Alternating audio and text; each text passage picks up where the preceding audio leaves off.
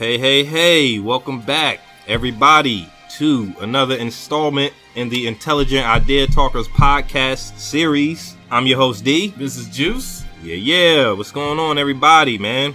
Coming back at you guys for episode 10? 10, is it? Yeah, is it episode 10. We've officially made it, finally, to episode number 10. Double-digit episodes, man. Wow, yes. Man. Hey, I'm happy with them. It's like feels like a big milestone. Yeah, it does, actually. Like, 10 episodes. Jeez. Hey, 100, here we come. I know, Episode right? 100, here we come, man. We heading right to you. Hey, one thing is for sure. Captain America's shield does not obey the laws of physics. Okay, that's a little pre-show joke for me and Juice here. But yeah, man, we're coming back at you guys. Couple things up for discussion tonight. We wanted to keep it kind of light. So here we go. First topic. I don't know if you guys had a chance to check it out, but recently released was the new trailer for, I think it was called Birth of the Dragon, for a new Bruce Lee movie they're about to release. And I just showed Dee the trailer, and I gotta admit, man, it looks like I kind of want to watch it, but it also looks... I definitely want to see it. Like, if it came on TV right now, I would definitely sit and watch and pay attention. But I think one thing that turned me off personally for it was just the character portraying Bruce Lee. Yeah. I was like, man, because he doesn't really look like Bruce Lee, and plus it's hard to step into a legend's shoes. It is. Like, Bruce Lee was so specific and so unique in his, so not unique, even his exactly. character, not even his character, but his personality, like on and off screen, as far as we could tell. Yeah. Like, his character was him. His fighting style, everything. I mean, you see the way he talked. So many characters in video games who are based on him. Yeah. That kind of look more like Bruce Lee than this actor for this movie does. But with that being said, Martial Law from Tekken, just off the top of my head, Martial Law from Tekken. Even Fei Long from Street Fighter. Even Liu Kang from Mortal Kombat. Liu Kang from Mortal Kombat. I mean, how many? They all look more like Bruce Lee than this actor does. But I still want to see it. Yeah, it looks kind of interesting. I mean, of course they have. It might go because they're digital characters. The biggest draw to this movie would be the fact that it's based. It has Bruce Lee, an actor portraying Bruce Lee in it, which is going to bring everybody into it. But of course they have a white actor who's kind of at the center of the story, who's supposed to be centralized in it. It's fine. Honestly, he's going to be overshadowed by the actor portraying Bruce Lee. The only reason I want to see this movie is for this guy who is portraying Bruce Lee. You know what I mean? It looks interesting. I mean, I definitely want to see it. The only thing that gets me is, like, if what they showed in the trailer were his best Bruce Lee lines, then this movie's gonna be a disappointment. If there's other lines in the movie or other scenes in the movie where he really embodies Bruce Lee, like. So Bruce Lee died before, like, we were born. So, but we still know how powerful of a character he was, even to this day, 2016. Yes, right. And so he does have big shoes to step into, but it's kind of a letdown off of this initial trailer. Like, if those are the best lines you got. And plus, I think technology is going to be a little bit of a drawback to the movie. We're so used to seeing Bruce Lee movies where there's like we were talking about before the cast, there's no wires involved. It's more hand-to-hand combat, like kind of gritty fighting, kind of grounded. Yeah, more of a grounded fighting but style, still like grounded, like not flying around. And from the trailer, it kind of looks like they've incorporated some of the wire technology and maybe even a little bit touch of CGI that's going to be involved with it. Definitely the no shadow kicking, which is fine, because I mean it is 2016. I'd like to see a take on it, as long as the movie is funny and they kind of capture a little bit more of Bruce Lee's personality, even down to the way that he pronounces words. It has to be hard on any actor trying to step into a legend's shoes and portray that person on screen, right? Because I mean, think about the recent people that we've had die. James Brown, they came out with a James Brown movie. Ray Charles, they came out with a Ray Charles movie. Even Ali with Will Smith. Yeah, those characters. Like, you kind of have more recent things to go by. But Bruce Lee died so long ago. It's like, where is this actor drawing his inspiration from? Is he just looking at old Bruce Lee movies? Is he looking at Enter the Dragon and stuff like that to get his inspiration for the character? I don't know. If I had to guess, probably. It still looks interesting nonetheless. It's definitely hard on the actor to try to step in and portray this character, especially being such a legendary character as Bruce Lee. But like I said, as long as they make the story interesting and keep it funny. So here's the thing. So as far as story goes, do you think it matters? Like, does it matter to you if this is a story that's based off of a real life Bruce Lee experience, or if this is something completely made up fictionally, like a historical fiction of Bruce Lee's life? I don't know if he ever fought a monk from Shaolin or wherever. That is a good question, but I would like to see that fight. Yeah. If they ever did fight, I would love to see that fight. But does the story matter to you? But it does. I think it'll have an impact on the movie. It'll have an impact on my interest level going into it. If I know that this is a story that Bruce Lee actually experienced and something that he actually went through himself, I think it might keep me a little bit more in tune, and a little bit more emotionally connected to the movie, as opposed to if it's just a made up kind of fantasy kind of movie. The thing that has me worried is if that's the case, if it is a made up story, then all those wire effects and everything that we saw in the trailer is really going to kind of, it's going to put a different spin on a Bruce Lee movie, based off what I'm used to seeing. But it's so weird. It's like, give it a chance. I don't want to say it's going to be. I don't want to say it's going to be whack before we've seen it. Like, if we know it's fiction, then is it okay to have fictional things like jumping from this high area and kind of floating down to the ground, or like doing a somersault or what do you call it, aerial kick off of a wall where you're like 10 feet in the air? Like, if it's a fictional setting and a fictional story, does that matter? And I'm inclined to say, well, if it's all fake, then no, it doesn't matter. Remember the Bruce Lee story with that one guy who played Mowgli? I can't remember his name. Jason Lee, I think. Yep.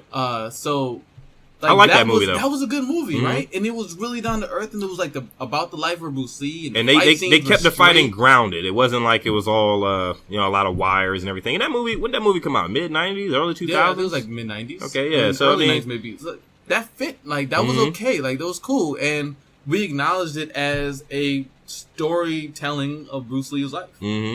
But if this is not that, if this is something completely different, like, I'm inclined to say, okay, like, I'm okay with the wires and stuff, but you know what? I'm an action junkie myself, so I love action scenes, especially when they're good.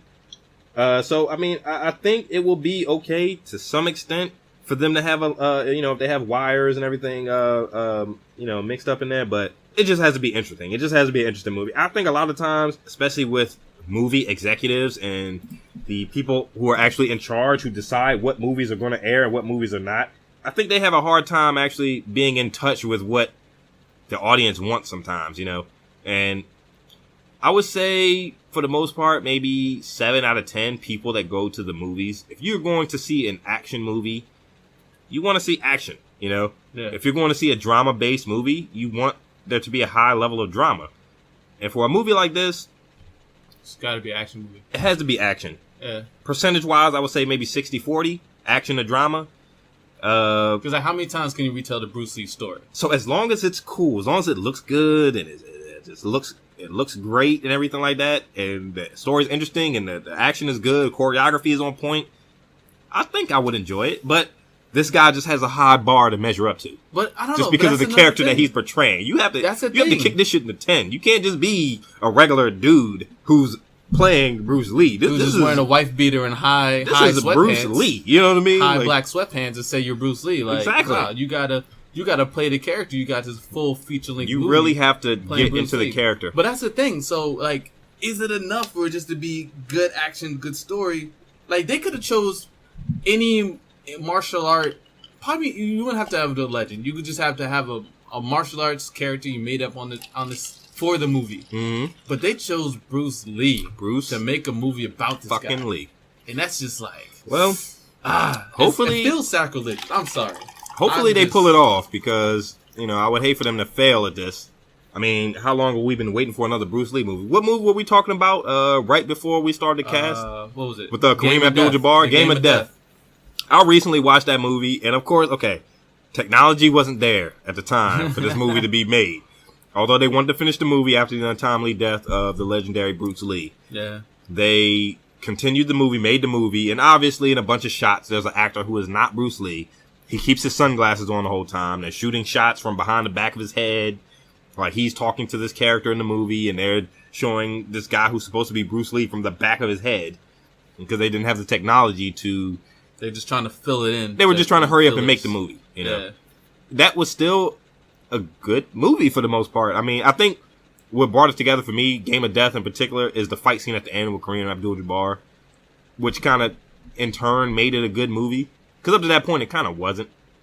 You know, so as long as there's that signature scene in this film that I can say, man, that was a cool scene, you know, as long as they have that signature scene, I'm okay with it. I would go to the movies, pay money to see this movie, and I would be okay with it. I mean, we're not hard to please. I think I'm gonna see it. Any action buff, any action junkie, we want to see good action, man. Okay, we don't want to see a lot of talking. We don't want to see, you know, we want the story to make sense, and we want the action to be cool. I don't know. I do like story. So if it's too much action, I'll get bored.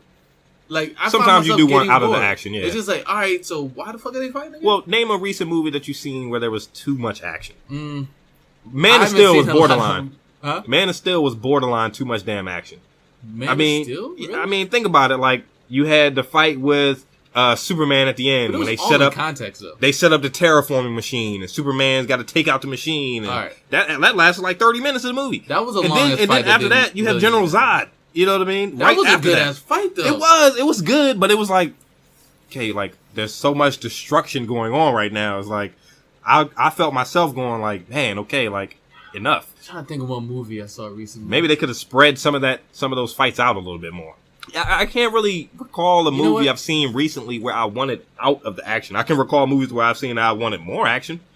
I did recently watch I can't remember the name of it, but it was some kung fu flick on Netflix. Mm-hmm. And the movie was alright. I guess I can remember the name of it.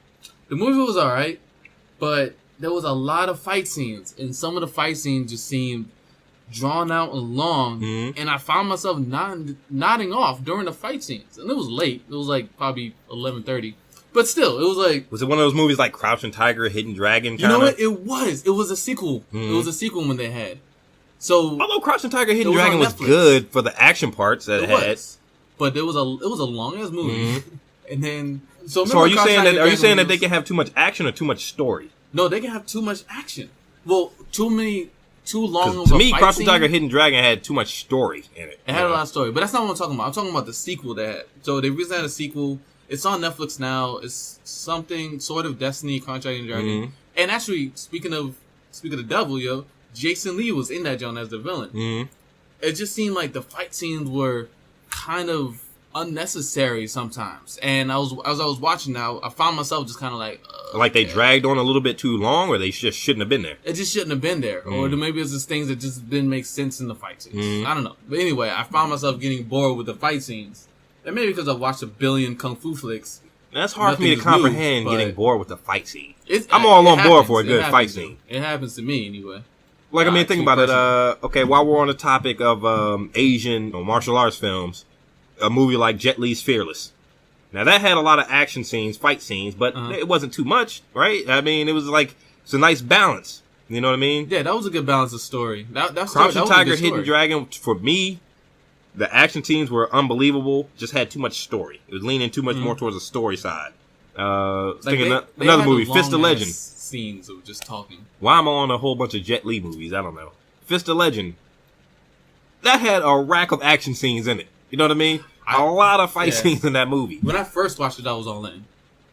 Then after a while, you kind of just go to your favorite scenes, right? Yeah. So hopefully this new reiteration of this Bruce Lee movie is not that. Hopefully there's no parts where we're like, man, let's fast forward. Let's, man, I don't care about this. Yeah, as long as they keep me engaged and in tune the whole time, I'm kind of on board with it. Another movie that's coming out, while we're on the topic, is The Great Wall with Matt Damon. Have you seen the trailer for this? For that one? Yeah, I saw the trailer for that. Okay, so people, if you're listening to this and you've seen a trailer for this movie with Matt Damon called The Great Wall, he is a soldier in an Asian army who is guarding the Great Wall from some supposed monsters that are north of it or something like that. A monster, or we kind of don't know. The movie hasn't came out yet. Like a movie like that, Matt Damon has star power. He doesn't have legendary status like a Bruce Lee. While we're on the topic of these movies, now a movie like that I kind of am not too excited to see. I can kind of wait for that movie to come out on TV, you know. Whereas this Bruce Lee movie, I would go to the movies to see this based off the star power of Bruce Lee himself, you know. Even though Bruce Lee is not involved in this movie, it's just his character, his image is there, you know. A guy portraying his person is going to be in the movie, but I'm just, my interest for The Great Wall is waning compared to this other movie, you know. And so sometimes it just depends on who you have in the movie, whether you want to see it or not, you know. Yeah. Depends on what the movie is actually about. Like, as far as I can tell, the Bruce Lee movie has no real big names. No, so I didn't see any. I've seen the guy who plays the monk who's gonna fight. I've seen him before, other kung fu flicks. I've seen him before, so not really a big name though. No, I don't even know if that movie with Matt Damon, The Great Wall, has any big names in it except for Matt Damon. No, it has this one chick in there from. She was in. All right, not a big name, but she was in. I think she was in the movie with Chris Tucker and Jackie Chan. I think I saw her now. You talking about Rush Hour? Yeah. Nah, man, I'm not sure. I have to see her again. Yeah, but I see think her again. But that's not a big name. No, it's not right. a big You're name. Right. The biggest names in Rush Hour is Chris Tucker and Jackie Chan. So big names in U.S., right? Big name, not a big name in U.S. Movie scene. You can be big in China, Asia. Yeah. You can be big in Asia. I'm not talking about that. I'm talking about U.S. based big names. Right. Okay, like Matt Damon is the only reason I would ever want to see this movie. I like Matt Damon. I like Matt Damon's movies. Seems a little silly to me that. Did you see the Last Samurai? No. Last Born movie. Oh yeah, I saw that joint. Yeah, I saw it in the movies. I kind of didn't like it. It didn't really have the same. It didn't really have the same flavor as the 3 Bourne movies before it. 4 Bourne movies. Mystery, right? There was 4 Bourne movies. Although the other guy, man, I cannot think of his name. Jason Renner, right? That's his name. Yeah. Okay. He played in the 4th Bourne movie. That was the Bourne Legacy. That was Hawkeye, right? Yeah, and Matt Damon was played in the 3 previous Bourne movies. Was Identity, Supremacy, and Ultimatum. So now they came out with the Bourne. Was it just called Jason Bourne? That was the name of it. Yeah, but it didn't hold the same spirit as the other movies, man. Like the other Jason Bourne movie. Now it's kind of off topic what we started off with, but the other Jason Bourne movies like had more of a spy kind of aspect, like a mysterious kind of. What I heard. Like it wasn't as he was kind of reacting to things as a spy. You know, he's working with his surroundings and within his environment. You know, he falls back on a desk. There's a ballpoint pen there, so he picks up the pen and starts fucking the dude up with the pen. You know, this movie it just seemed like he was always one step behind the main character who was chasing him, and he just, I don't know, it just didn't hold the same flair as the other movies did. But I like Matt Damon, man. I like his movies. It's the only reason I would ever go see The Great Wall is because of Matt Damon. Other than that, if his name wasn't in this movie, I might wait just to see that movie on TV. And I got a question. What the hell is Matt Damon doing on the Great Wall anyway? Why is he in Matt China? Damon looks like he's from France at around this time. When the Great Wall was it like the 16th century? I do not. What the hell is Matt Damon doing over there? I thought a lot of Asian countries were closed off to the Western influence at that time. You know, they had traders, so people who would come and trade, like that whole Marco Polo thing was the whole gig. I guess. I mean, maybe Marco Polo came over and dropped off Matt Damon and rolled back home like that. I don't know. You know? The hell's Matt Damon doing? So you hang here. Yeah, you know. I'll be back. Like, how do you go from making a movie like The Martian to making The Great Wall? You know what I mean? Like, where's this? Where you got to talk to your agent, Matt, because this doesn't match up. Trajectory, like exactly. That's a weird flip. Like what? You know, and it didn't Tom Cruise come under a lot of flack for the movie The Last Samurai? Where he's like the last samurai, but he's this guy from like America who just happened to go over to how the hell is he the last samurai? You're not even Asian. You're not even Asian, Tom Cruise. Yeah, Tom Cruise.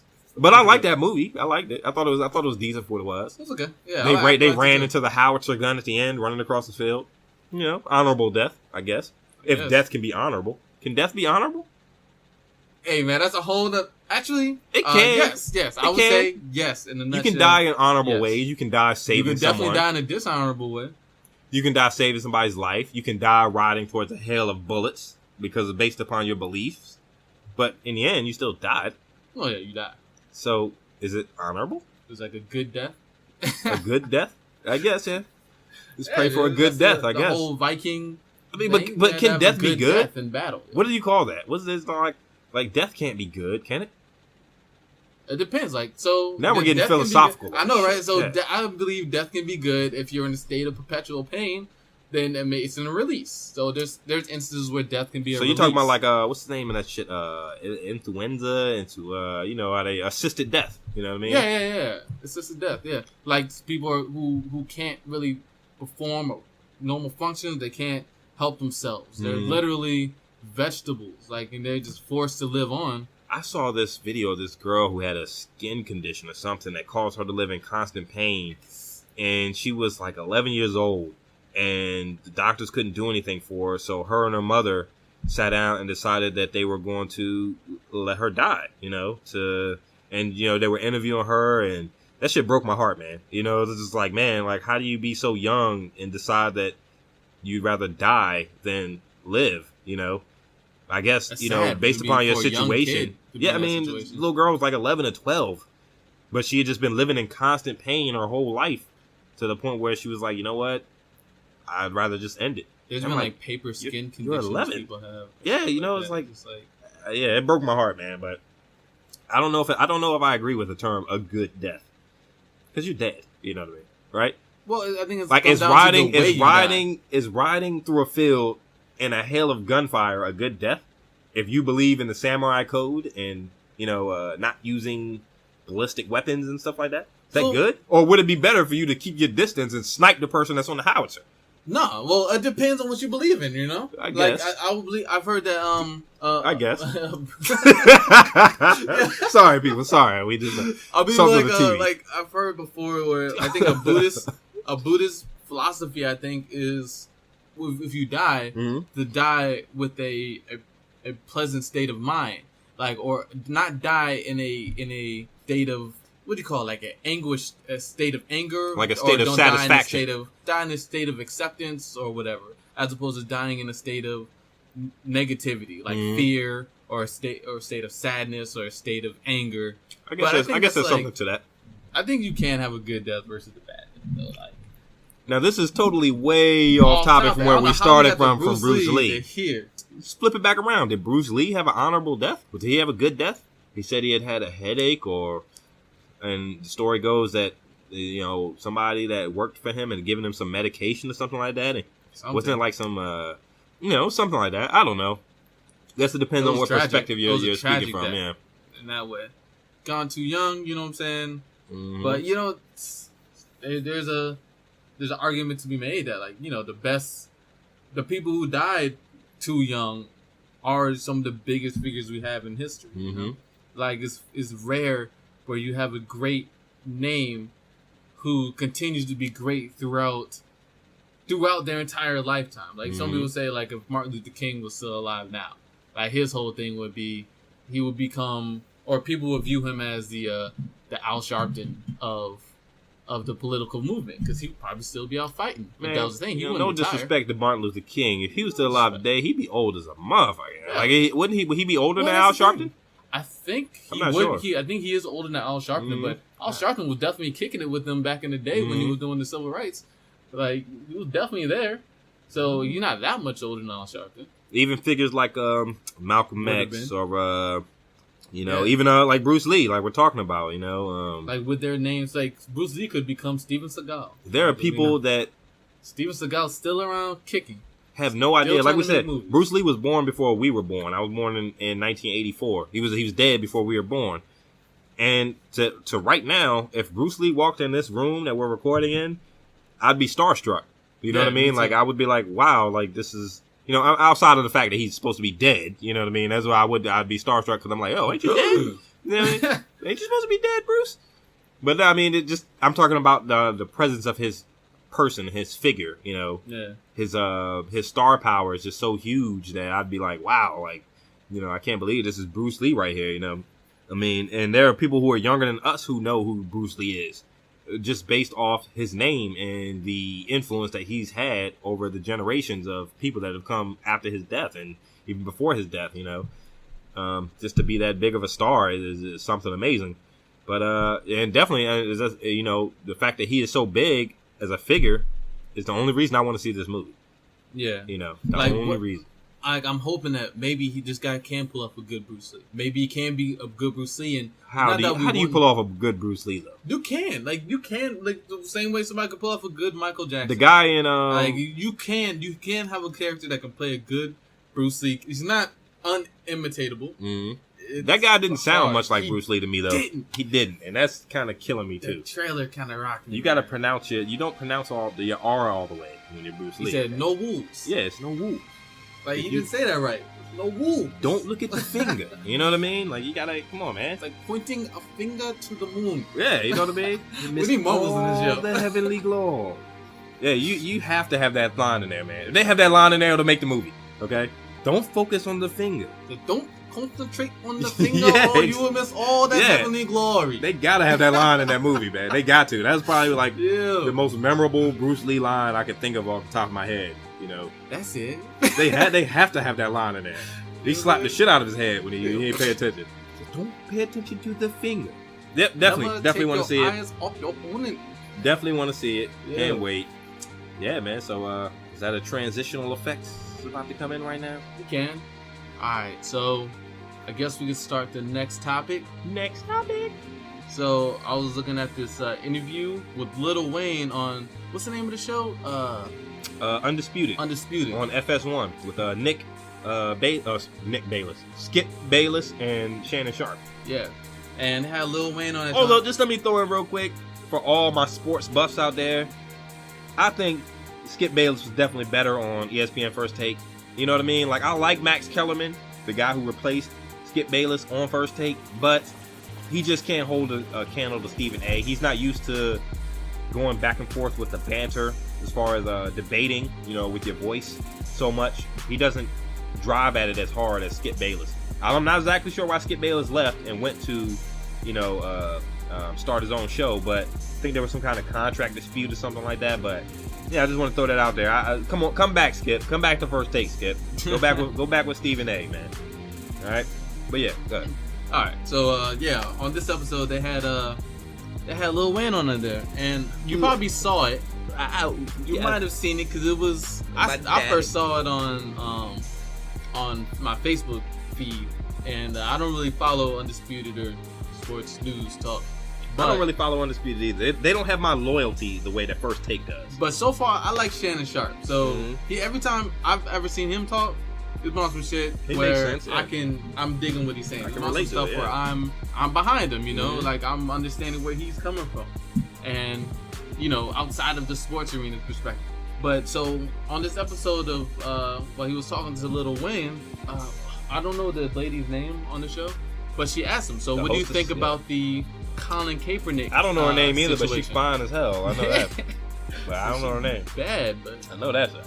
But she was asking him about the Colin Kaepernick, and Lil Wayne's pretty much response is that, you know, and I understand it, but he said he doesn't really follow it, so he doesn't have much of an opinion, but he said that he's never really experienced racism personally in his life. And I thought that was an interesting statement for a rapper from the South who looks the way Lil Wayne does. I'm sorry, that's hogwash. You never experienced racism. But go ahead. But no, but that's the thing. Like, so if he hasn't, then it's like Shannon Sharp made the good point that, you know, good. Then don't make it up. Don't embellish it. Don't make up a story saying you never experienced racism.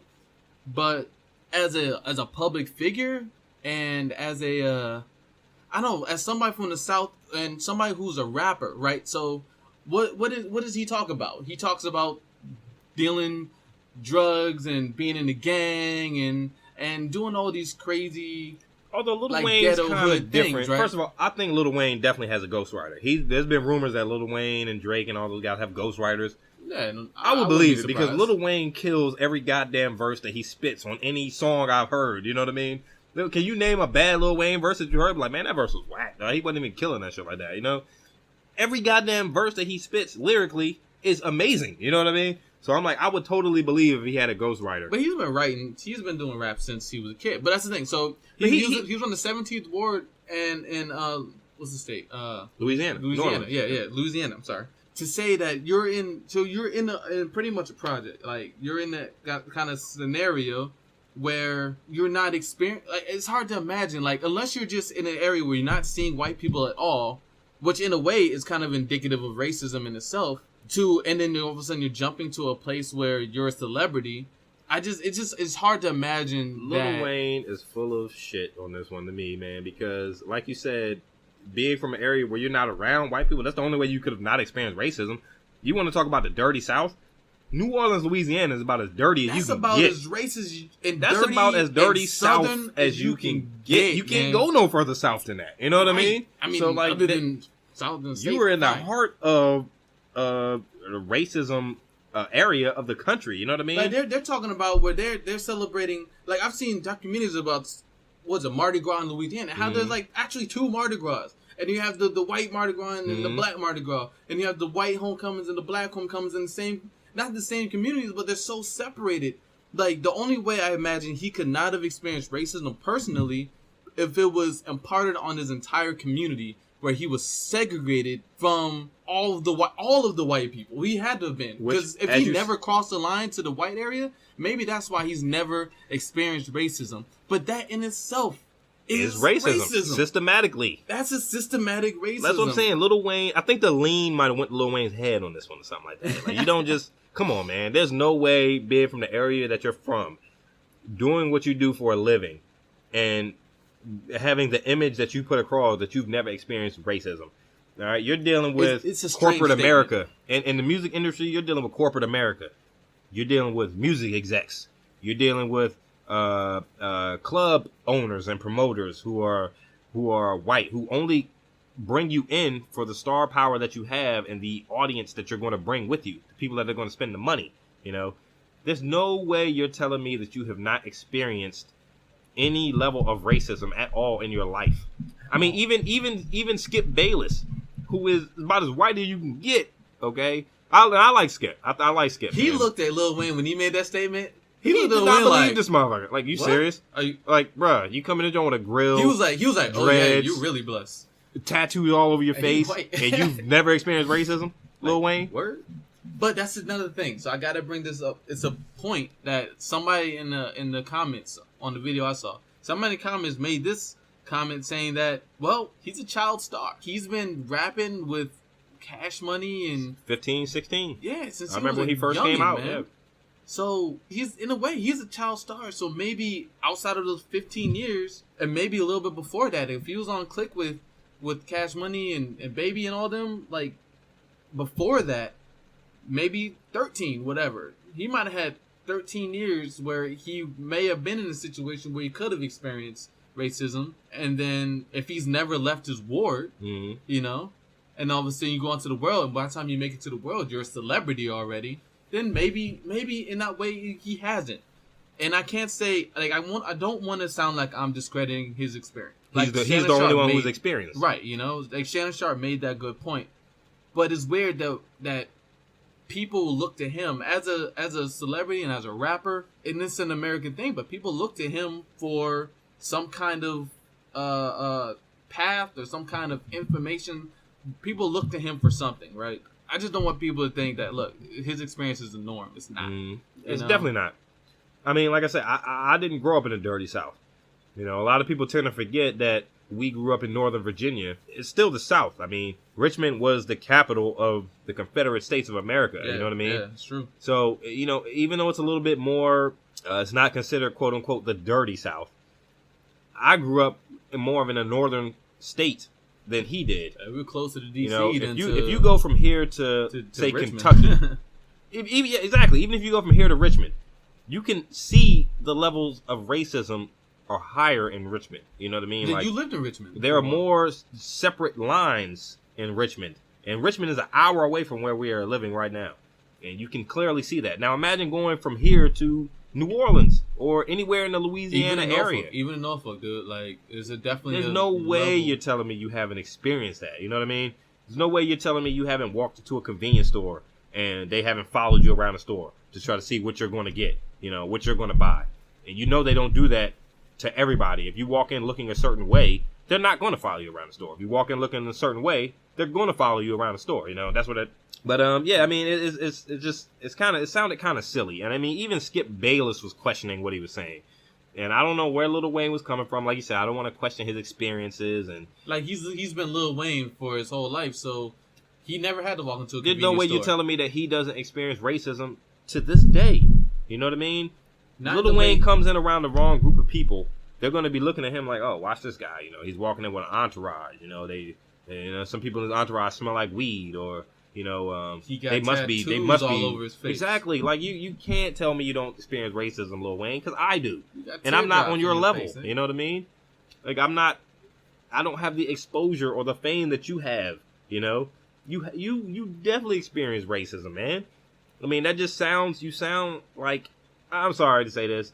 I like Lil Wayne, but he sounded dumb when he said that. You know what I mean? Yeah. You would have been better off kind of having Colin Kaepernick's back and saying that you support what he's doing, even if you don't pay much attention to it. You support the cause. You make a good point. You understand where he's coming from. Like, You'd have been better off saying that as to saying, I've never experienced racism. Like, he'd never answered the question. You're right, and I just noticed that right now. She asked him, so what's your take on the Colin Kaepernick situation? He said, I've never experienced racism.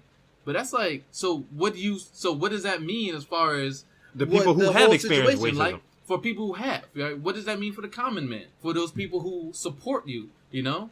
For those people who like your music and who take your gangster ways as, your false gangster ways as truth, you know? He sounded crazy to me when he said that, man. He sounded a little bit, what he sounded like was somebody who lived in a bubble. He sounded jaded, man. There you go. Yep. Sounded like somebody who lived in a bubble. Jaded, and man. maybe, like you said, going back to the fact that he's a child celebrity, maybe he has been in a bubble for so long that he doesn't really have that same experience as, like you said, the common black person in America, black man in America. He doesn't really have that same experience because he's been separated from it for so long, you know? Yeah. Like to the masses, to corporate America, especially in the industries, in the music industry, he's Lil Wayne. He's the moneymaker. He's the crowd puller, you know what I mean? He draws the crowd, you know what I mean? Mm-hmm. So he's maybe, you know, behind closed doors, people might be a little more bigoted and racist towards him, but in front of Lil Wayne's face, they're like, "Oh wait, Lil Wayne, you're the greatest. Come on, man. You know, you bring the money. You're the money. You're the cash cow. You know." Exactly. So maybe that has something to do with it, but dude, I think that's exactly what the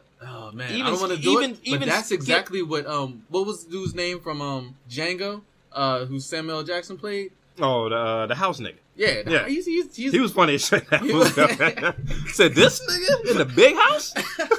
Yeah, he was funny as shit, that joke.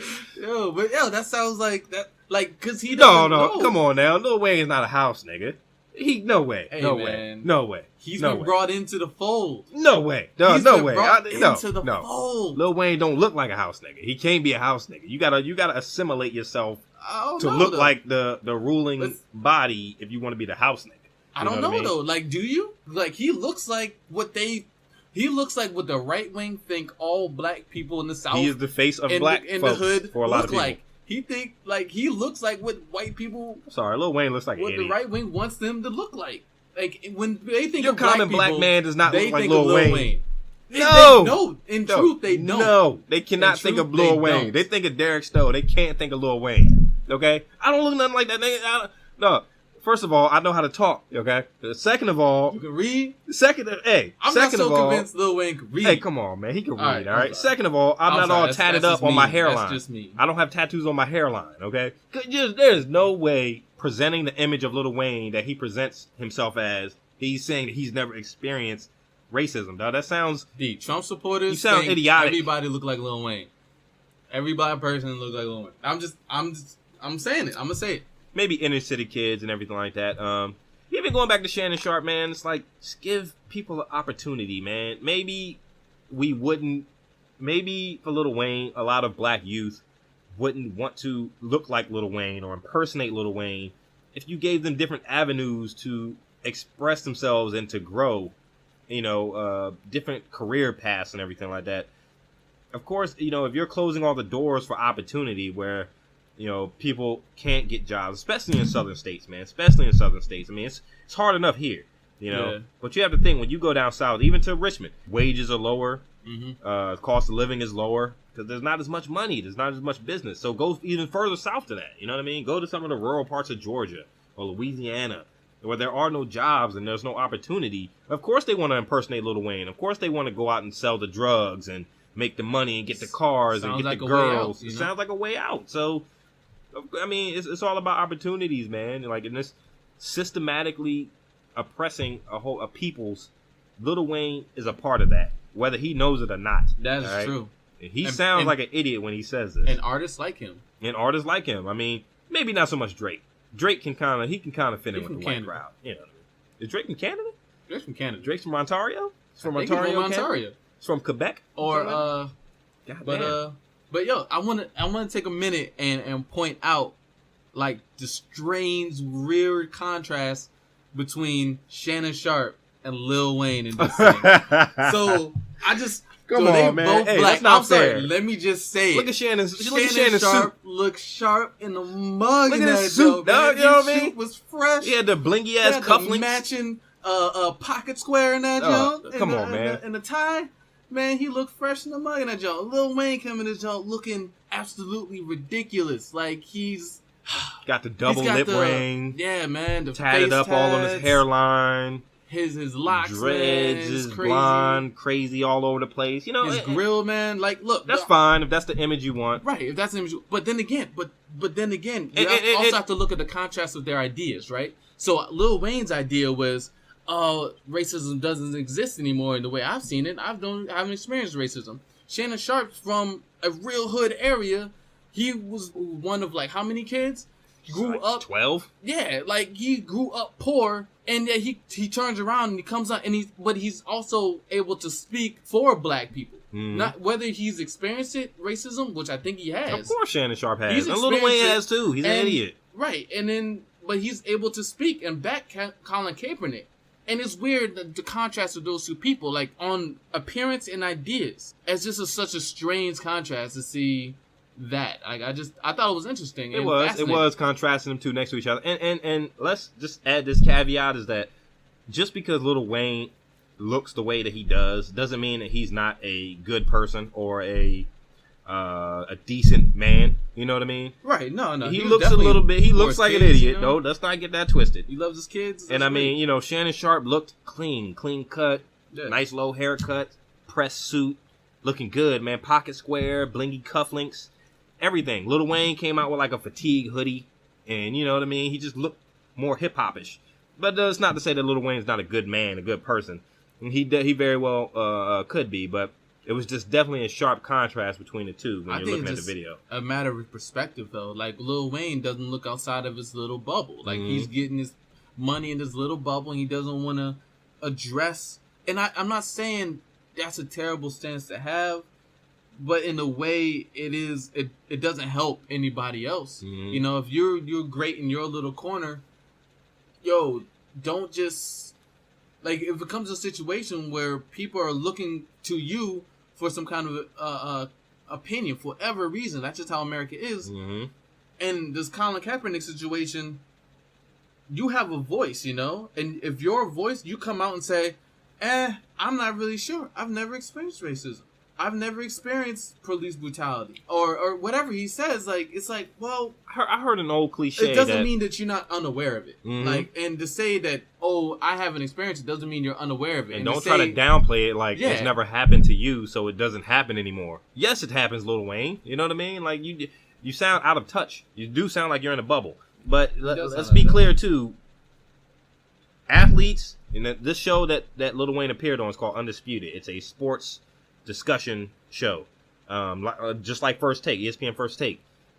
The only reason I heard that a lot of rappers wish they were athletes, and vice versa. A lot of athletes wish they were rappers, you know, and that's why, you know, people always are asking, say like LeBron James to comment on racism and to comment on bigotry and you know, political issues that are happening around the country, and vice versa. The only reason that these Undisputed folks, the executives, the host of the shows, wanted Lil Wayne on there is because he draws in a large crowd. He draws in a lot of people, you know? Yeah. And he has a large following. And for him to take this stance, I wonder what a lot of people's reactions were. We should have read the comments to the video and kind of picked out a couple comments for it. Man, because he sounded really out of touch, and like he just didn't know what he was talking about. Uncle Tom. The comments were not nice. And the page I saw, I don't believe he sold out. I don't believe he's sold out. He just is out of jaded. touch. Yeah. He's just out of touch.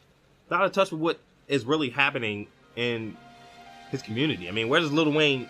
Lil Wayne is not. You know, you Like, always say that you contrast want to between make it. him. You always say that you want to make it out of the hood. Yeah. I'm pretty sure Lil Wayne doesn't live where he grew up at anymore. You know what I I mean? don't know. Lil Wayne doesn't live there. He's probably- not in touch with what's going Probably on. You know what I mean? You got people there who are on welfare. You got people there who are on food stamps. You got people there who are on assisted living, and it's hard out there, man. You got people out there who don't have jobs, who don't, and you know, you've been in this bubble for so long that you're just out of touch with what is really going on. And I think a lot of times, like a lot of our celebrities and everything are. I mean, look at the following that Lil Wayne has versus the following that your average politician has. You know, say our congressman or something like that. You Because know, music is way more relevant to we put people than politics. we put though athletes it's not. and entertainers, music entertainers, on such a pedestal, man. We do. You know what I mean? Like, we elevate these guys to the point where they can't help but be in a bubble. Lil Wayne can't help it. You know, you got people going around telling you you're the man. Lil Wayne, you're the best. You know, it's like this kind of, it's like a syndrome takes over. It takes over their mind. And just, you know, they don't think any more outside of what they're being told, you know? But that's the I think thing. that's just a human trait. That's just human. I don't think that's necessarily it. Like, I think, so you look at other artists, other actors and performers who have taken a stance. Like Pharrell was out recently protesting with the people in For real. and with the pipeline. Hey, Pharrell's that dude, dog. Yes, vampire ass nigga. Mhm. Like, this nigga live forever. He's still cool, He though. don't age for That shit. nigga look young as a motherfucker, right? Yeah, He looked like he did when he was with the Clips. Yup. Like, man, You back look like in he the late did 90s with the and first NERD album Mhm. drop.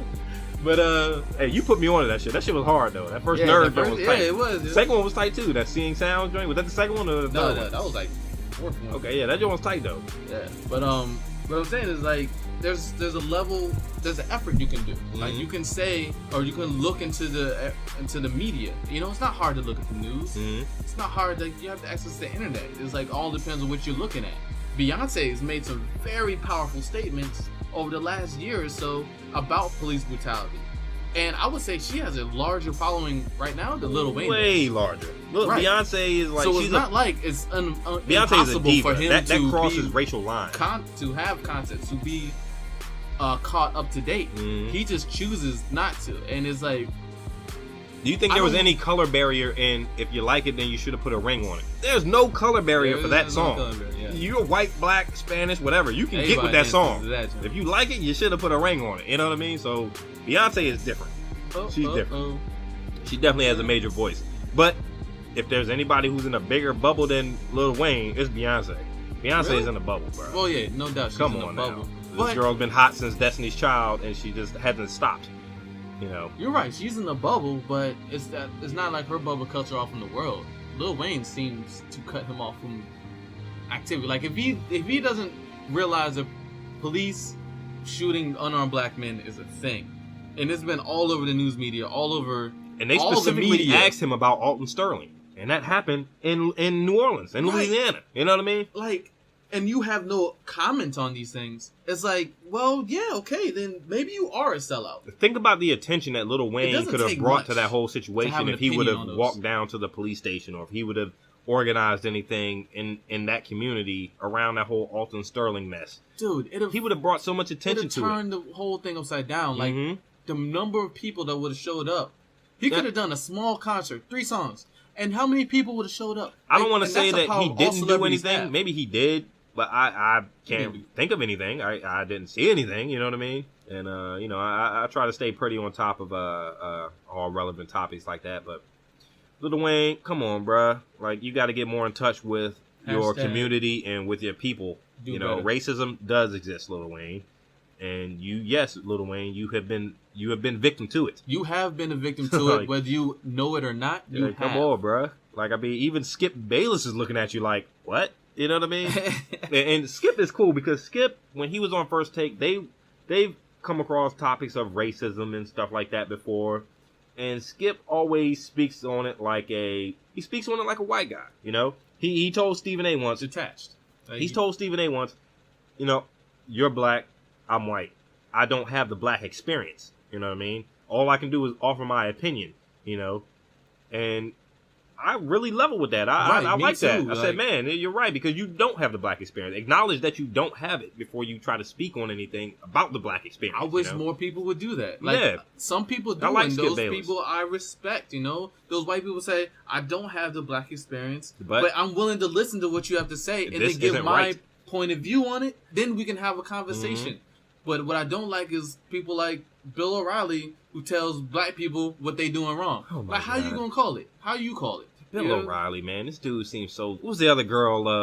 There was another girl who had a rant on Colin Kaepernick. The white girl talking about how about the white owners who pay your paycheck and the white fans who come sit on it. Shut the hell up. Did he say anything about being white or black? Right. He didn't say anything. I mean, Charlemagne pointed that shit out. He didn't say anything about being white or black. Why are you making it a racial issue? Against unarmed men who are being shot. Talking about Colin, if you don't like that, then you can. How about the white owners that sign your paychecks and the white fans that come sit in the seats and support you and the white people? Like, shut the hell up, girl. You sound so detached. You have no idea about what you're speaking about.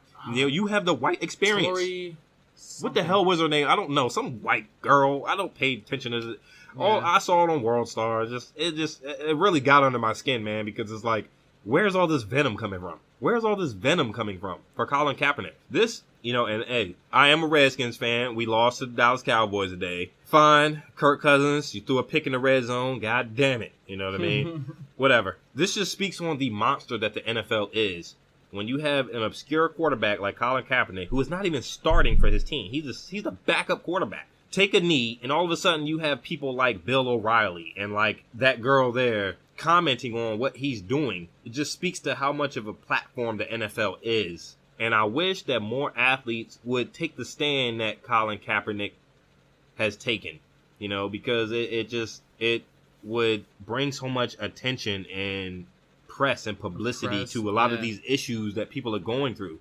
And, a lot of these guys, like, the public opinion matters in these does, situations. Man. Public opinion matters, and the more people you could bring, whose attention you could bring to this, like, the more waves it'll make. I mean, think about how many people thought about the immediate meaning to the national anthem, the lyrics of the national anthem, after Colin Kaepernick decided not to stand for it. The consciousness of the third stanza. Everybody knows now. Everybody, right. I mean, it's out there. The awareness of it went up, man. Like, definitely. I mean, nobody thought Colin about that Kaepernick before. pretty much turned himself into a celebrity by just not standing for the national anthem. You better play good as shit this year. And I wish more athletes would do that. A lot of these guys that make it to the NFL, such as a Colin Kaepernick. Now, I from what I've heard or read, Colin Kaepernick came from, not a privileged background, but he didn't want for anything when he was growing up. Yeah. A lot of these guys come from the hood. They come from, welfare and food stamps and they make it to the league. And I wish they would, instead of going out and rocking the blingy earrings and press conferences and just being so decadent, I wish they would turn around and try to put some of that attention and bring some of that awareness to their communities. And I'm sure they do through different... You ever wonder, what you would do? I'm sure they do through different fundraising groups. Because a lot of times when you hear about athletes, they donated such and such to fundraising. That's for tax write-offs. Yeah. They get taxed heavily. It's not particularly because they care. Yeah. You know what I mean? It's just for taxes. But I wish they would speak on issues in communities and, just... I always wondered about that, though. And I think it's a human phenomenon. Like, I've heard there's some studies where people acquire great means or more means than their neighbor, and all of a sudden they feel this feeling of entitlement, I deserve this. I've ascended beyond you, right? Like I'm better than you. I deserve this, even if it's by fluke or lottery, right? Everybody wants to make it out of the hood, right? But it's I wonder, sometimes, what would I do in that situation? Like, what if I was granted with millions of dollars or this amazing contract to be a professional player? Like, what would I do? Would I close myself off in this bubble like they do? Would I just be concerned myself wholly? And I don't know. Like, honestly, I don't know. You can't think because I would like to think I wouldn't. I would like to think I would be trying to figure out how to make this world better.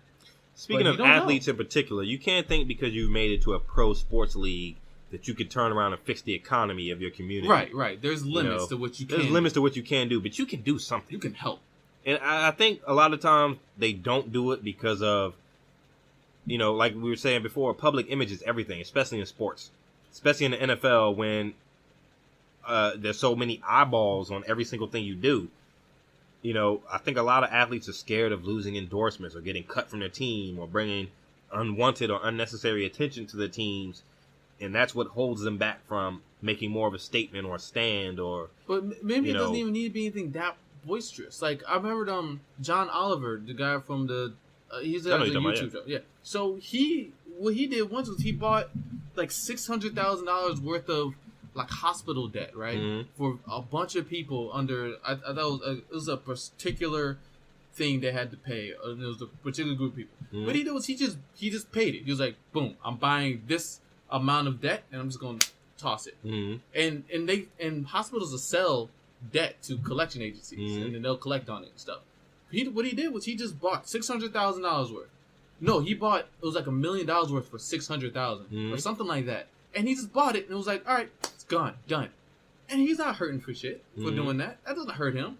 Now think about it. Good. Good. Go ahead. And he's helped. I don't even know how many people mm-hmm. he's helped by just doing that simple gesture. What if more people thought in that way? And maybe it's because they don't know. Like that sounds like a calculated. What if Beyonce or Lil Wayne did something like that? Right. Like I'm pretty sure they do. A lot of times these guys do have fundraising, campaigns going on. A lot of times they do things like that in the community. It's just not as publicized, or it's not as maybe it's not as much attention on it, man. I want to try to cut Lil Wayne the benefit of the doubt, and not sit here and say that he hasn't done anything for his community. Yeah, I'm sure. I think he probably does, but just don't sit here and say that you were unaware that racism was still a thing when you go back to New Orleans and damn near every black person that lives there could tell you that racism is a thing, Lil Wayne. You know what I mean? Well, you have to be more in touch, man. From the rest of the world. You're on a nationally televised television show. Pay attention. Pay attention to your community, man. Keep in touch with people. Don't live in a bubble and say that crazy things that racism does it. Even the white host of the show asked you 2 or 3 times, "Are you sure?" Because he didn't believe you. Really? Yeah, you know what I mean. Skip Bayless did not believe you when you said that. But whatever. Lil Wayne. I'm not saying everybody has experienced racism.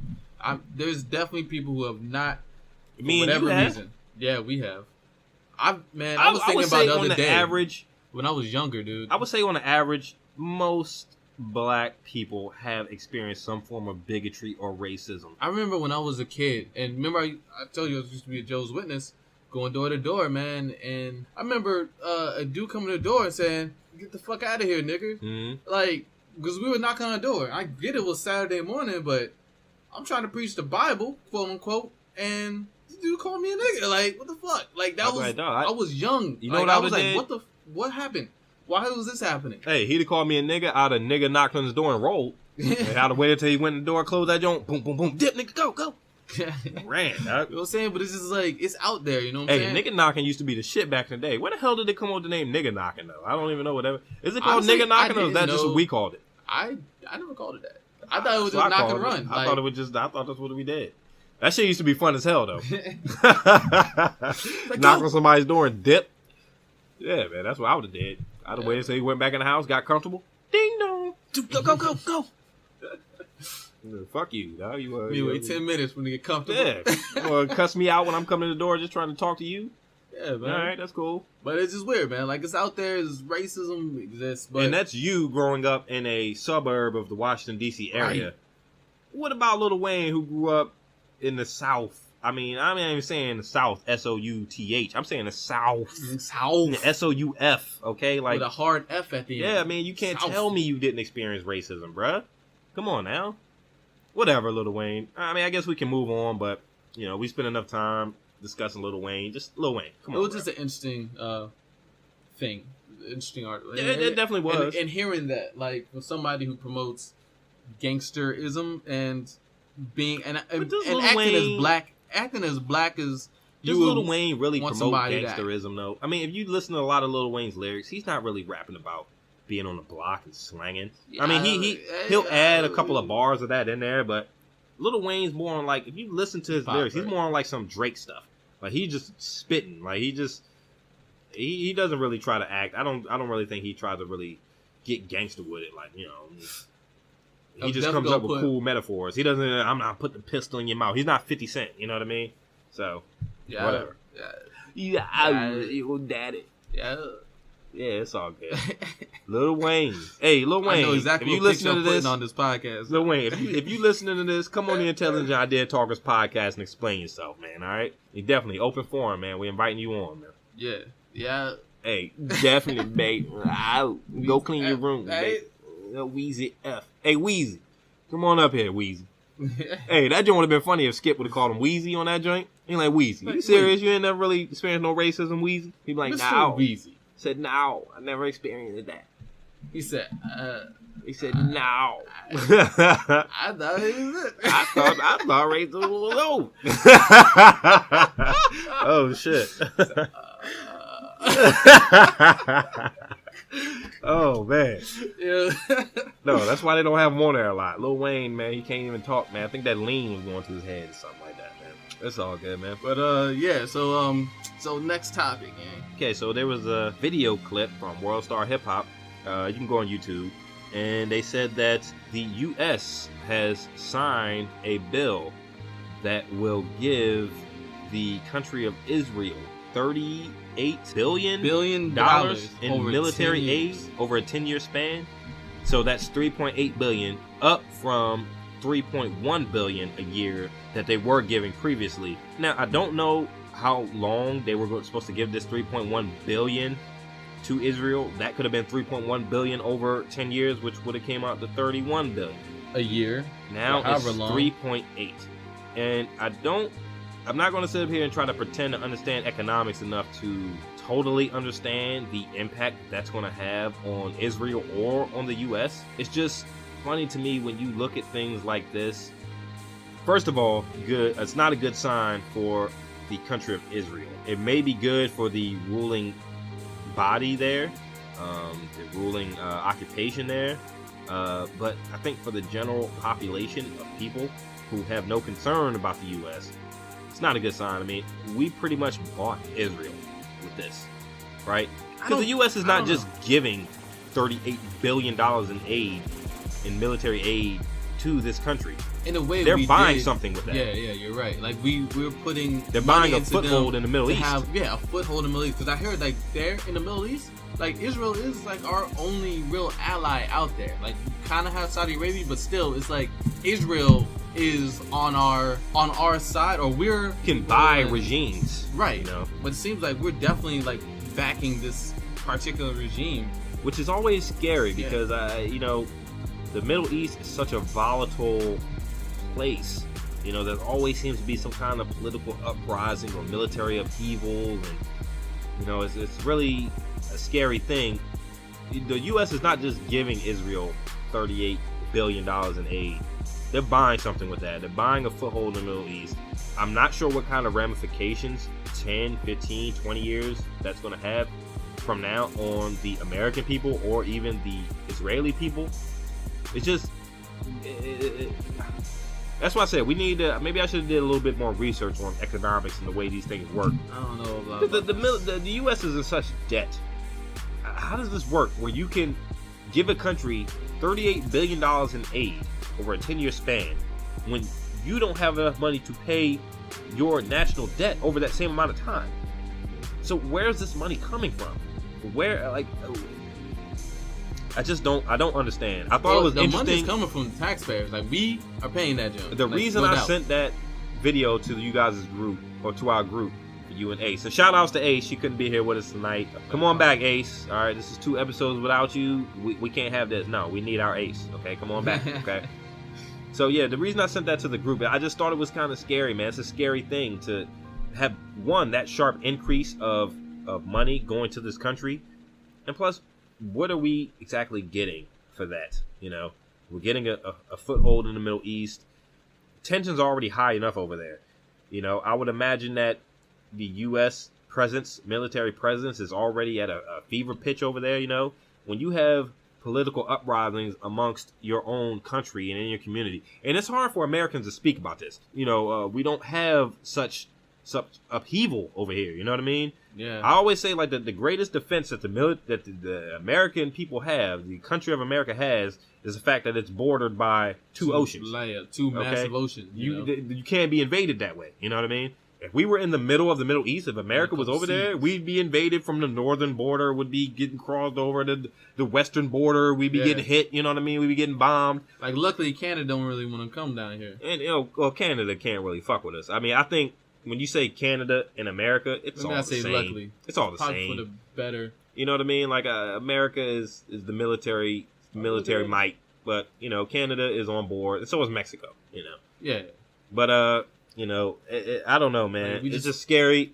I don't know a lot about it, besides the fact that I just don't understand how you can be in such debt and give out such money. Yeah, like we're like still like maybe not 7 trillion anymore in debt, but we're at least 6.89 There are people here who can't work. Debt still. There are people here who can't eat. You know, there are people here who are losing their houses. $38 billion. Now you have to understand that we're getting, because what if we're getting something for that money? We are, because you don't just give that away when you have financial problems on your own soil. You know, what are we buying for that? And I wish the government was a little bit more transparent with their reasons, even though they can't be. I just wish they were. You know, just so we can understand a little more as people where our tax money is going. It's just scary, man, when you hear about that amount of money being spent on a Middle Eastern country when and a story like that is going to fly under the radar. You know, we just got finished discussing Colin Kaepernick. Colin Kaepernick is a bigger story in America than the fact that we just signed off on this $38 billion over 10 years in military aid to Israel. You know what I mean? That is going to fly under the radar, you know? So it's like, man, we have to change our priorities as a people and what we're interested in. You know, the media does such a good job, and I guess we can spin this into media corruption and everything like that. The media, you know, corporations and the powers that be do such a good job of keeping us distracted, you know, and keeping us not worrying about the things that actually matter. You know, they'll spin off stories about Colin Kaepernick not standing for the national anthem. Does that matter in the grand scheme of things, in economics? And I guess it depends on where you stand. Like, it depends on where you are. Like, for black people, I'd imagine that would matter. It does, but what directly affects black people more? The fact that we're giving this money to Israel, or the fact that Colin Kaepernick is not going to stand for a song? You know what I mean? I don't know. I think that's debatable. It's not debatable, man. We're talking about economics versus philosophy. We're talking about versus ideals. It's $3.8 billion a year. So how much do we spend on fucking helicopters and fighter jets that don't fly? Like, we spent billions of dollars on shit like that every year. We kind of have to, though, because being America, being the enemies that we have, like I said, I don't pretend to know a lot about economics or even military strategy, but we need to keep innovating because we have a lot of enemies. You have to stay on top of your military. But maybe our military being stretched out in 25 different countries that are pretty much don't really need to be there. Mm-hmm. Maybe we could bring some of those in. Like, if it's talking about money that the government's blowing, then like this is honestly not the biggest thing. Like, it's a strange, for me, it's morally strange as far as what Israel's moral stance is out in the Middle East. Like, they've undermined the president's actions to try to find peace in those regions. But here they are still fighting, and then all of a sudden we're like, okay, well, it feels like we just kind of gave in to them. We just feels like, all right, fine, you handle it, take this bunch of money. And it kind of seems kind of like maybe we shouldn't be funding somebody who would undermine us in that kind of way. Like, Netanyahu was not particularly a friend of Obama, you know what I'm saying? Like, he's not particularly a friend of the Muslim US population. He's not... I think to him, we're more a means to an end.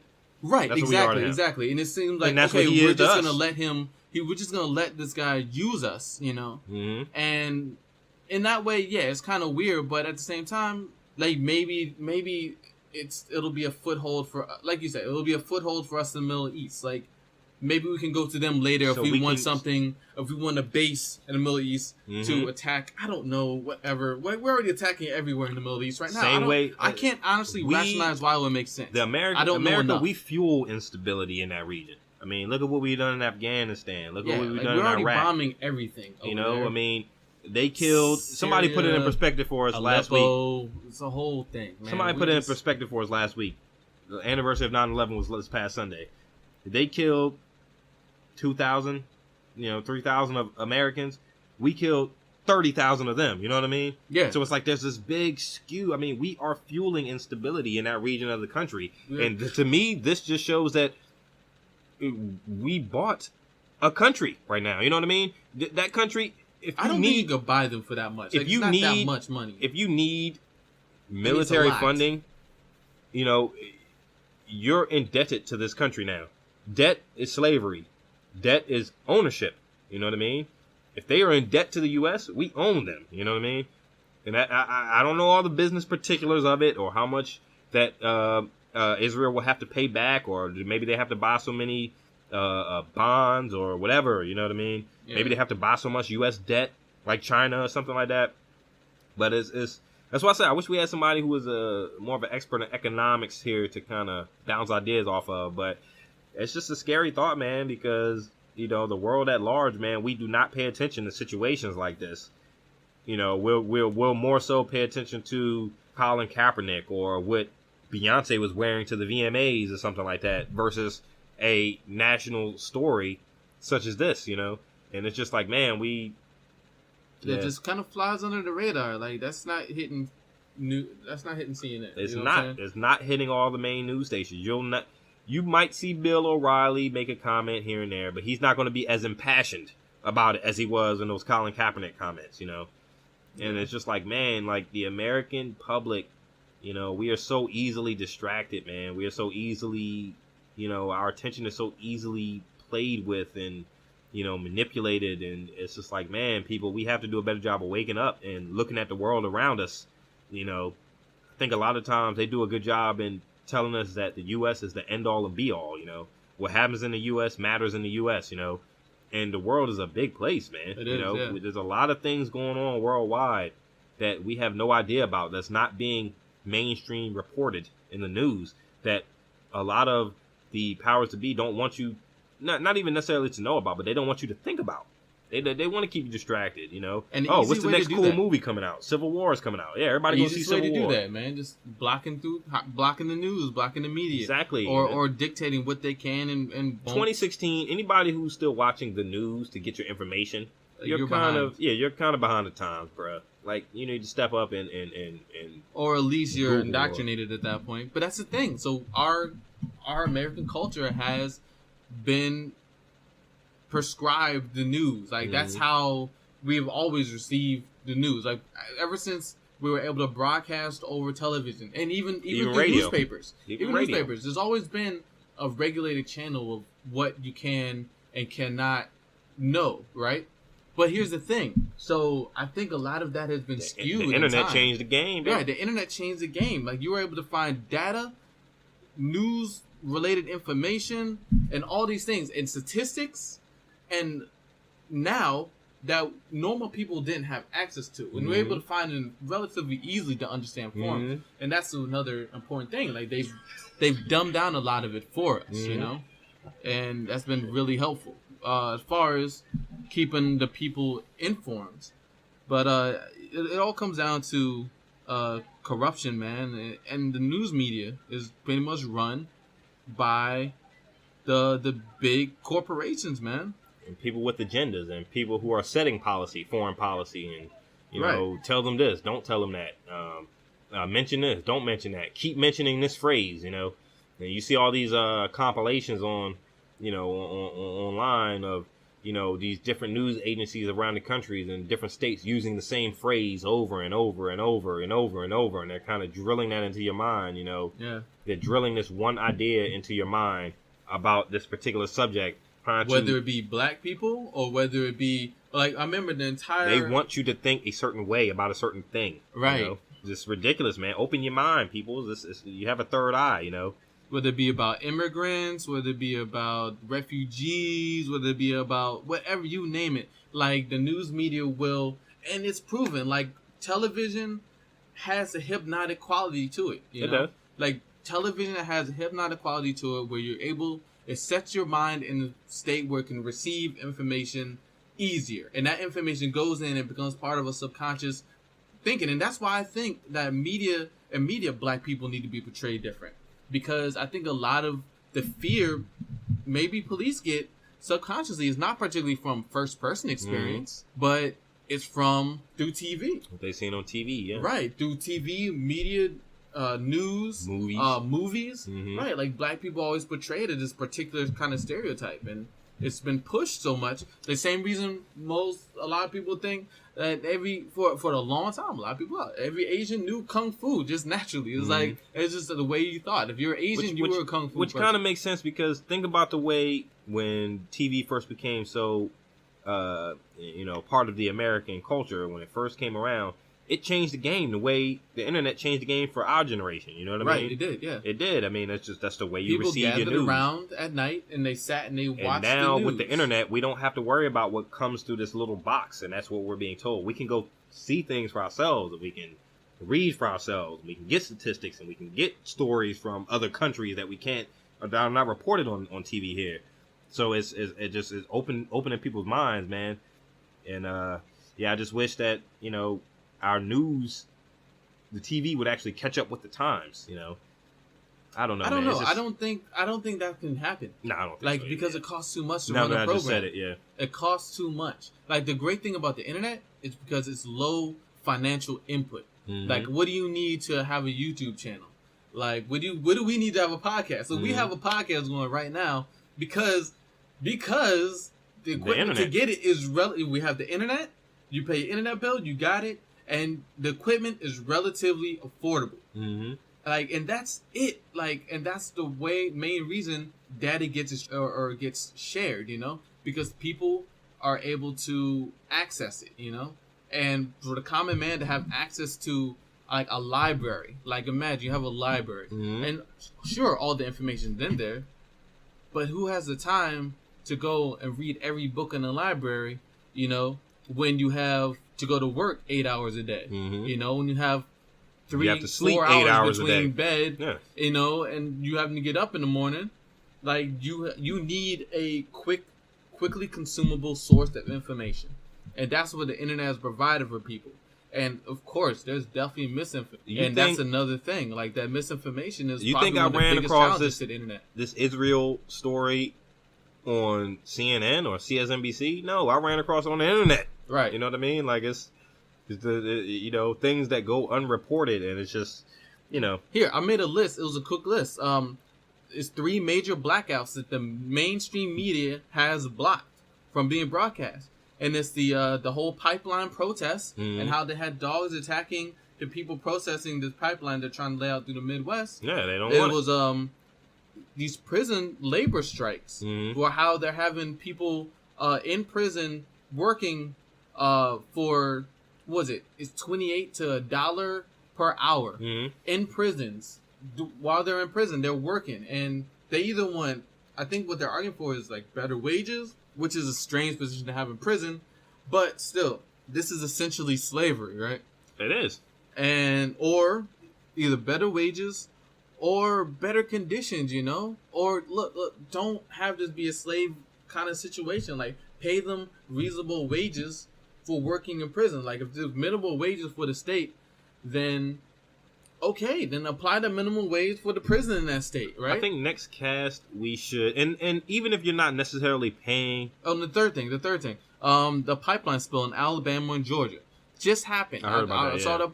I saw it, and it was over 6,000 gallons of oil. And they're about to declare a national emergency, for fuel because they lost so much fuel and this flooding. It's all in the rivers. It's like that's a big problem. But as far as I've been aware, as far as I've heard, like the mainstream news media hasn't covered these things.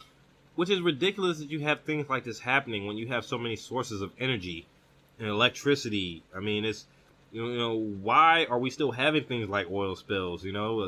The power of the dollar, man. These oil conglomerates have so much money and power and influence that we can't move forward as a society, as a peoples with technology, and use things that don't, negatively impact the environment in such a way. Not as much, or at least have it as a supplemental source. Like if we still need to use oil for this amount of time, have supplemental sources to lessen how much we have to use. Exactly. Until we're able to generate or create something that is able to, like the way, if there's a will, there's a way. That's always been the rule for the human race. Where there's a will, there's a way. We fucking fly, for God's sakes. We fly on a regular goddamn basis. That's fundamentally impossible for the human race, and yet we do it as a matter of day-to-day life, right? Yeah. It's a matter of convenience. Like, we'd rather fly. You want to drive to Rhode Island, or you want to fly? I'll fly this time. Whatever. So, as far as creating a new source of energy, as much as we know about physics,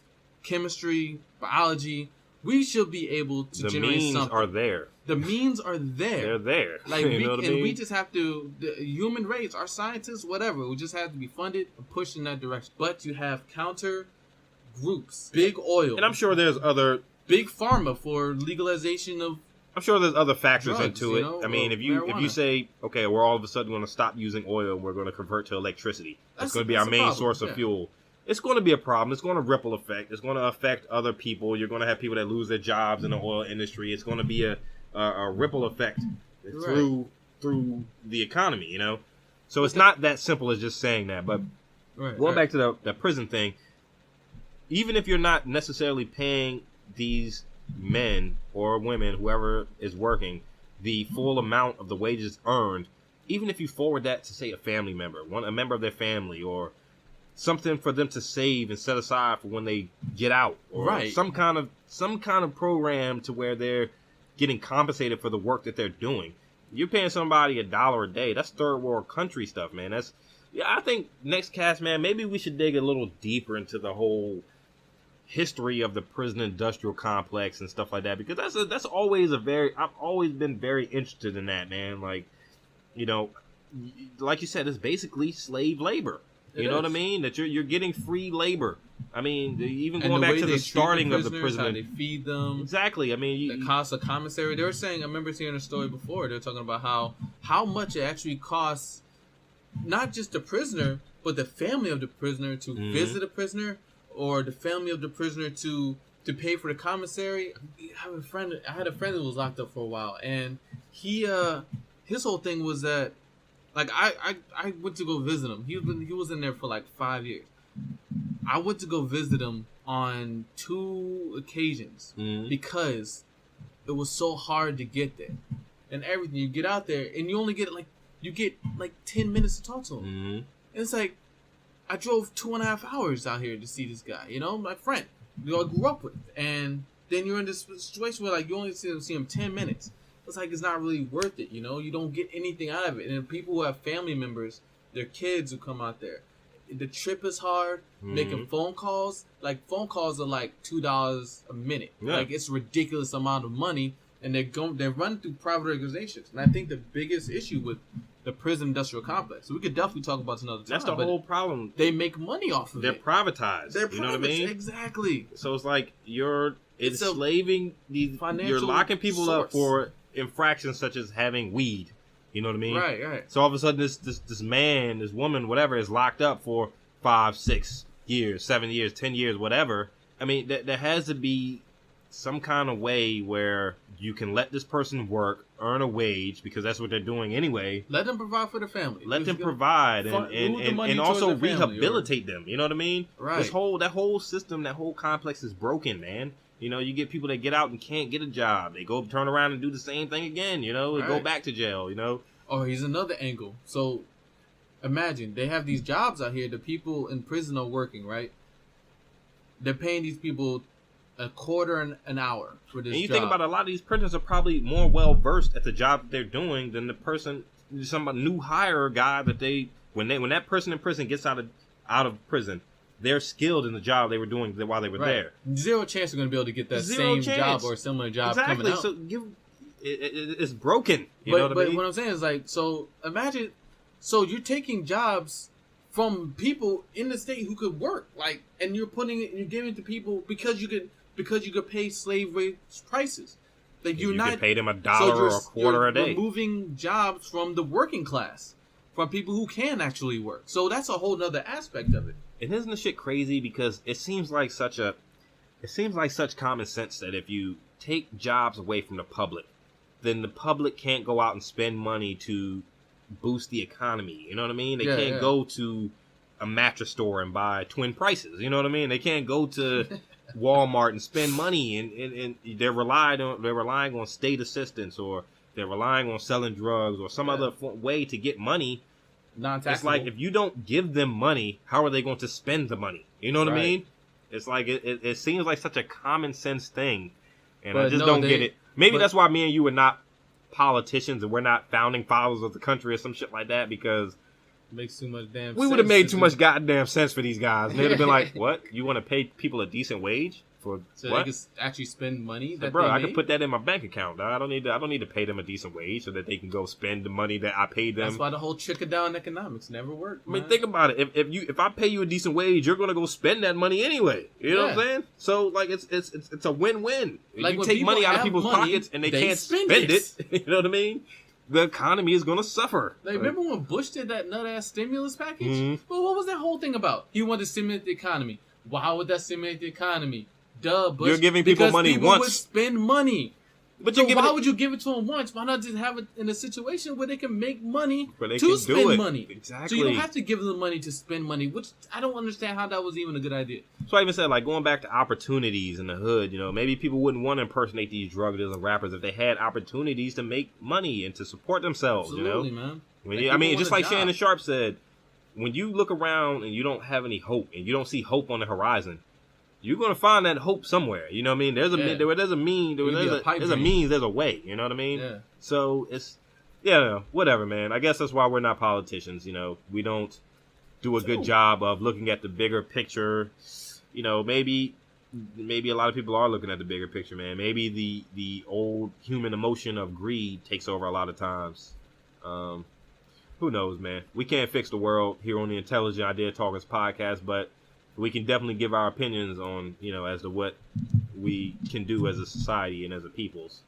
If we have, I'm serious about that though. I think we should talk about it. I think we should do a big segment on the prison industrial complex. Also on Marcus Garvey. Let's go back to that again too. Man. I like that. Yeah, I never got that. Maybe we should do a prison industrial complex and a Marcus Garvey kind of cast. And also, I still need to get that War of Art that you was talking about, man. We need to do a cast on that, man. I don't know whatever. We were kind of in discussions about having a book discussion cast, and we just never got that off the ground. But maybe that's something we need to revisit, man, and go back on to that, man. You definitely should, man. I think a book cast, you know, every once in a while, not every day, not every episode, but you know, every once in a while, we'll talk about, you know, a book that we found enlightening or a book that we found a lot of good information in that could be helpful to people.